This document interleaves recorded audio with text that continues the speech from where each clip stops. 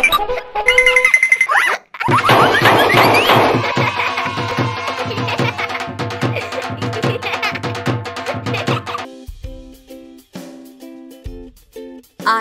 प्यासा कौवा कहानी देखेंगे।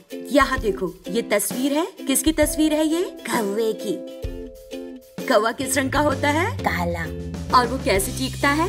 काव काव। ये कौवा क्या कर रहा है? उड़ रहा है। और नीचे देखो, यहाँ पर जमीन है। जमीन है। और ये पहाड़ है। पहाड़ है। Very good. यहाँ पर क्या सब पहाड़ है और ये मैदानी इलाका है। ये कौवा यहाँ पर भी आ गया है। कौवा क्या कर रहा है यहाँ? चीख रहा है बैठकर। बैठकर चीख रहा है। काव काव। कहाँ बैठा है वो? दरख्त के ऊपर। दरख्त की डाल पर बैठा है। देख रहा है। घड़े में झाँककर देख रहा है। क्या देख रहा होगा कौवा घड़े में? पानी। वेरी गुड, पानी। यहाँ देखो, यहाँ पर क्या कर रहा है कौवा? कंकर उठा रहा है। यहाँ पर क्या दिखाई दे रहा है? कौवे ने घड़े के अंदर कंकर डाला। कंकर डाला और पानी ऊपर आ रहा है।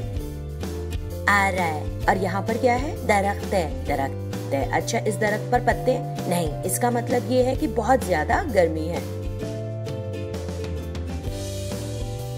यहाँ पर देखो, यहाँ क्या दिखाई दे रहा है? घड़े के अंदर पानी है और कौवा देख रहा है। देख रहा है। अब इस तस्वीर में क्या दिखाई दे रहा है? कौवा पानी पी रहा है। अब यहाँ देखो, इस तस्वीर में क्या किया कौवे ने? कौवा पानी पीकर उड़ गया। काव काव। समझ में आई कहानी? चलो, अब हम इस कहानी को प्रैक्टिकली देखते हैं। अब यहाँ पर ये गिलास है। इसमें क्या है? पानी। ये क्या है? गोटी।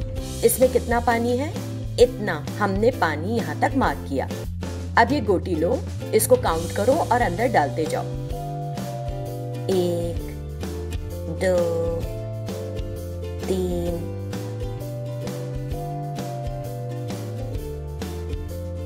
जब हमने इसको मार्क किया था तब पानी इतना था। अब गोटी डालने के बाद पानी की सतह बढ़ गई और पानी बढ़कर अपने निशान से ऊपर आ गया। इससे क्या समझ में आता है कि अगर पानी के अंदर कोई वजनी चीज डालोगे तो उसकी सतह बढ़ जाएगी। कौवे ने भी इस तरह समझदारी का मुजाहरा करते हुए अपनी प्यास बुझाई। काव काव।